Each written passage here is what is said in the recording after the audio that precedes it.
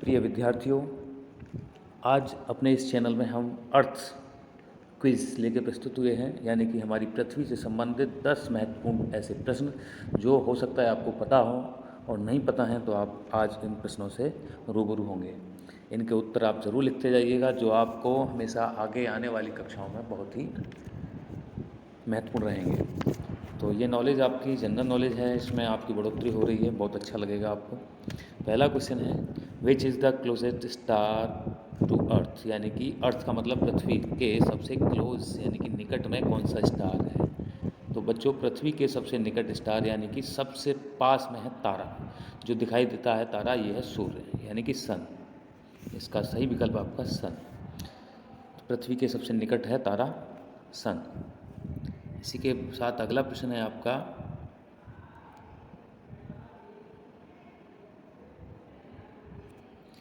The gas is most evidence on the earth is, यानी कि पृथ्वी पर सबसे ज़्यादा मोस्ट प्रचुरता में यानी कि अधिकता में पाई जाती है वो कौन सी गैस है। तो इसका विकल्प 4 दिए हैं, हाइड्रोजन, ऑक्सीजन, नाइट्रोजन और कार्बन डाइऑक्साइड। तो बच्चों, कार्बन डाइऑक्साइड तो आप जानते ही हैं, लेकिन पृथ्वी के वातावरण में जो सबसे ज़्यादा अधिक गैस पाई जाती है वो है नाइट्रोजन। नाइट्रोजन गैस पृथ्वी के वातावरण में सबसे अधिक पाई जाती है, लगभग 78% नाइट्रोजन पाई जाती है। इसी के साथ अगला प्रश्न है,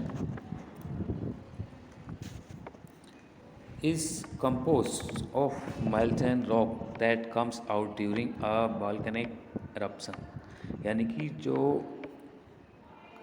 रॉक्स चट्टानें हैं, यानी कि ज्वालामुखी के विस्फोट, ज्वालामुखी जब विस्फोट होता है उसके बाद चट्टानें पिघल कर किस रूप में बाहर आती हैं। तो वो मैग्मा, लावा, क्रस्ट या कोर।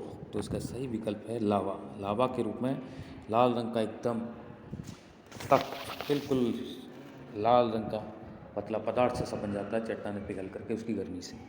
तो सही विकल्प है लावा।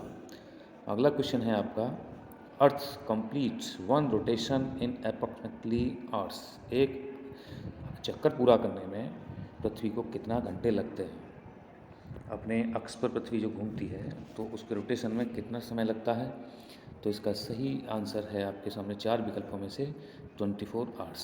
24 आवर्स पृथ्वी को एक रोटेशन पूरा करने में लग जाते हैं। इसी के साथ अगला प्रश्न है आपका, of earth result in day and night, पृथ्वी के किस इस खाली जगह में भरना है इन चारों में से एक विकल्प, कि पृथ्वी का जो डे एंड नाइट होने का कारण क्या है, क्या कारण है कि पृथ्वी पर डे नाइट होते हैं। तो इनमें से वो है आपका रोटेशन।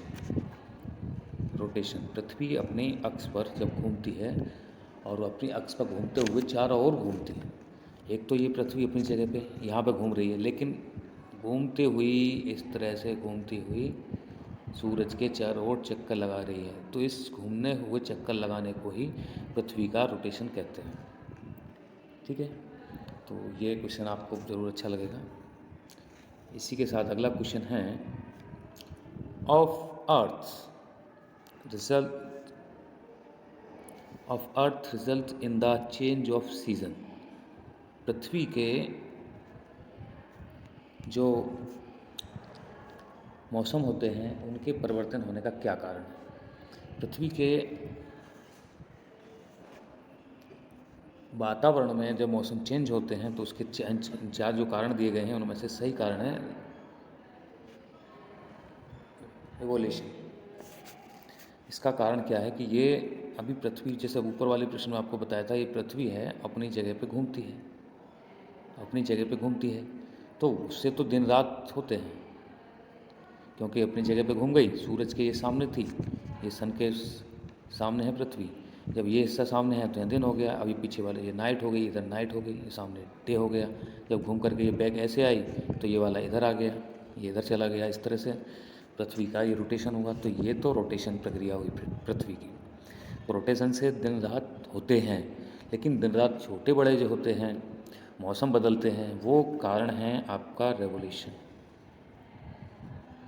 क्योंकि अब पृथ्वी जो अपनी जगह पे घूम रही थी वो घूमती हुई इस तरह से सूरज के चारों ओर चक्कर लगाती है। इस सूरज के चारों ओर चक्कर लगाने को ही हम रिवॉल्यूशन कहते हैं। ठीक है। अब है आपका अगला question, the rotation of earth happen when. तो इसमें ये क्वेश्चन कह रहा है आपका कि the rotation of earth happens when, कब होता है rotation.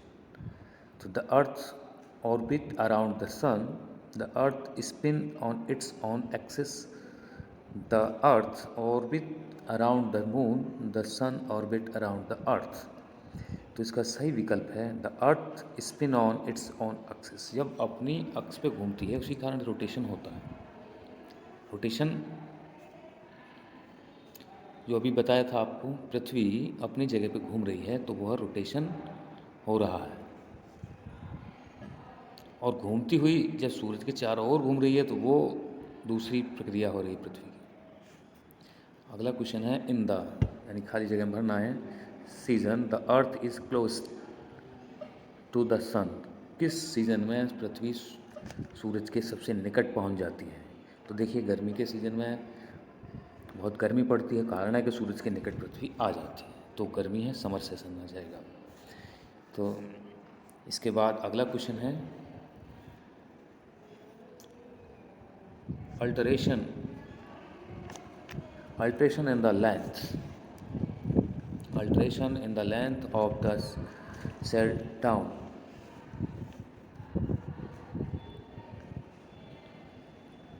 shadows sorry in cases due to। इसमें 4 विकल्प दिए गए हैं।